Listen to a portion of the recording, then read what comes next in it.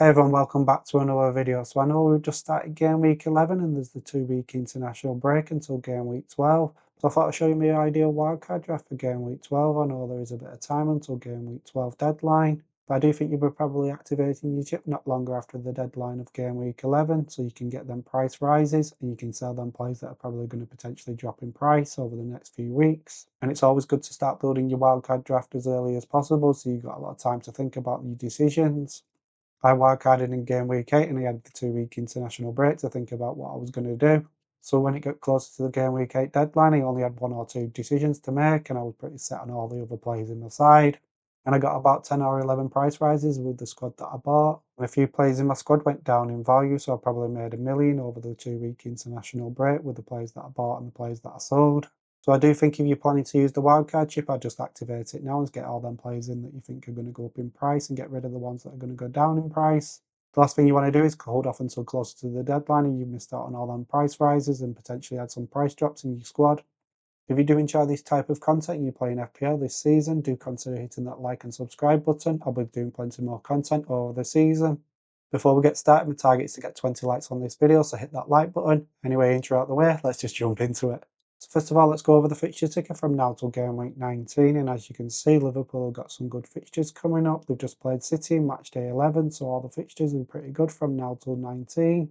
Man United, Fulham, Bournemouth, Brentford and Crystal Palace have also got some good fixtures coming up.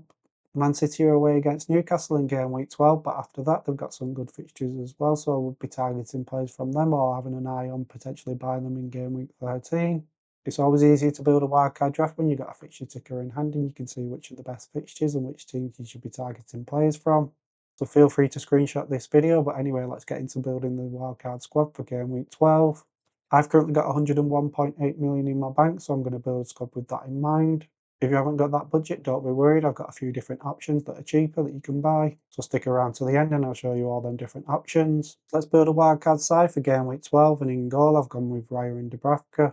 You could go cheaper with your first choice goalkeeper. You could get Nick Pope at 5.2 million. But I do like Raya because Arsenal's defence has been really tight this season. Yes, he's not going to be getting many bonus points for saves, but I think he will be getting a lot more clean sheets than the other goalkeepers.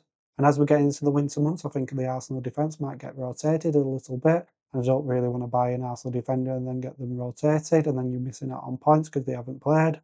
At least with Ryan, you know he's going to be playing every match day, so at least he'll get 2 or 6 points nearly every game. And then the second goalkeeper is Dubravka at 4 million. He's the only goalkeeper at that price that's starting all the time. Yes, he's not keeping clean sheets as regular as other goalkeepers, but he's getting bonus points. He's got the more saves this season with 43. The next goalkeeper after Dubravka who saves is Sells, and he's got 35, so Dubravka's got 8 more saves than him so far this season. So I do expect Dubravka to get the more save points this season. Yes, he's not going to get as many clean sheets as other goalkeepers, but I do think he'll keep ticking along with bonus points for getting saves. Because Burnley aren't the tightest defence in the Premier League, they're most likely to be having the shots on target on them. So with your two goalkeepers here, you're going on a completely different path. One of them's going to be getting bonus points for keeping clean sheets, while the other one's going to be getting bonus points for saving. And if for whatever reason Raya doesn't play from now till the end of the season, at least you've got a goalkeeper that will come in and actually play. Yes, you could upgrade Dubravka to somebody like Petrovic, but then you'll be on your bench a lot of the time because you won't really want to rotate Raya up your side. He's spending 0.5 million on your bench and you won't be using him. Into defence, and I've got Minoz, Gabriel, Van Dijk, Senesi and Mukalele. Crystal Palace's fixtures from now till game week 19 are pretty good, so I do think Minoz is a really good option to buy. He's an attacking fullback, so I won't be surprised if he gets a few attacking returns from now till game week 19. Instead of Minoz, you could triple up on the Arsenal defence and get Timber instead at 6 million. The only thing that I'm worried about tripling up on Arsenal defence is I'm not too sure if Timber will play all the way from now till game week 19. And if you do triple up on the Arsenal defence and they do concede, you have lost your clean sheet and your 2 defenders and goalkeeper. So you're already fighting an uphill battle trying to get as many points on the board with that game week because you've already lost a lot on them 3 players. The other reason that I didn't triple up on Arsenal defence this game week is they've got Tottenham this game week and they've got Chelsea in game week 13. Yes, they could keep clean sheets in both of them game weeks, but I think Crystal Palace could easily match them. And with Minoz, I think he could easily get an attacking return as well as Timber. I've gone with Gabriel, and I think he's essential in FPL. I think he's a lock into everybody's side moving forward. He is the target man for Arsenal's set pieces, and he has been getting a few goals and assists, and I think that will continue. He'll also keep getting clean sheets, and he could easily get bonus points a lot of the game weeks.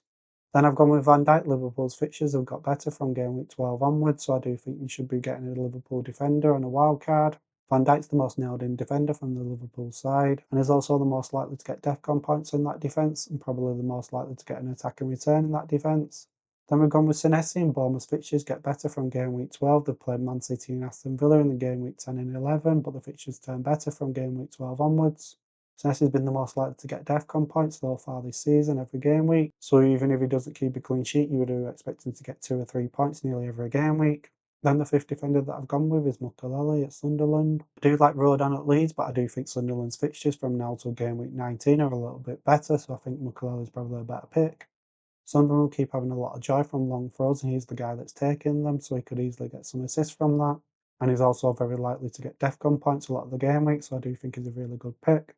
Into midfield now, I've gone with Salah, Minteh, Semenyo and Fernandes. Salah scored 2 goals in Europe on Thursday, and I think he's a really good player to have. Crystal Palace are really good at creating really big chances, and he is a midfielder on the game, but he does play like a second forward, and he's so close to Mateta all the time. And a lot of defences have been looking to stop Mateta as well, so Salah could get a lot of chances because they'll be focusing on Mateta. The one thing I want to flag with Salah is in game week 16-17, he will be going to the African Cup of Nations, so you will need to probably sell him. You could potentially just put him on your bench for a few game weeks, but I probably would sell him. But I think for the next few game weeks, he could do really well from game week 12 till 16-17 when he goes to the African Cup of Nations. We will get 5 transfers in game week 16, so if you have got him still in your squad, you can use one of them transfers to get him out.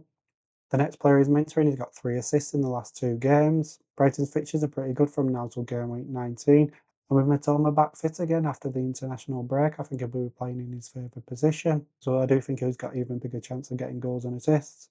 Minteh won't be going to the African Cup of Nations because his country didn't qualify, so he won't be needing to be sold in game week 16-17. You can keep him long term.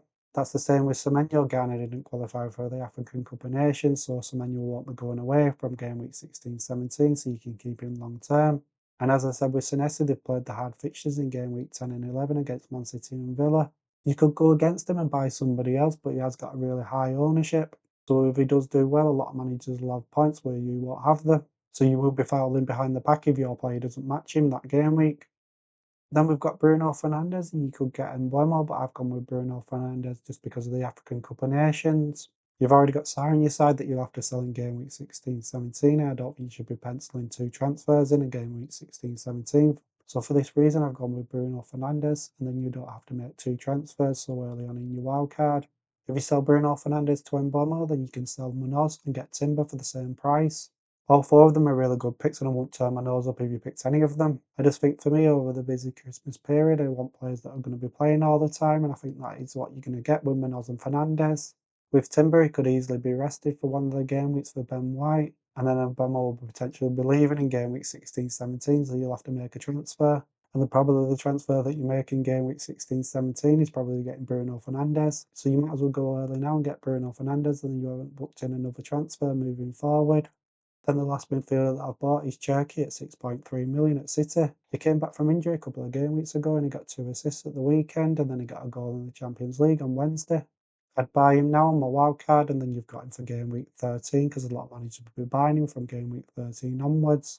Then for the fours, and 2 of them are speaking for themselves in Mateta and Haaland, they're both getting a lot of big chances and scoring a lot of goals. With Nketiah getting injured for Crystal Palace, Mateta will probably be playing every game week for the next few game weeks. Once we get to game week 15-16, yes, he might be a bit tired, so he might be potentially be a sell that we do. But for the next few game weeks, I think he's the second best forward after Haaland to buy. And then the last player on my side is Thiago. Brentford's fixtures are pretty good from now till game week 19. And as we go through the busy Christmas period, we want strikers that are going to be playing all the time, and Thiago's just that. The thing that I also like about Thiago is on penalties, so there's a lot of route to points over the next few game weeks.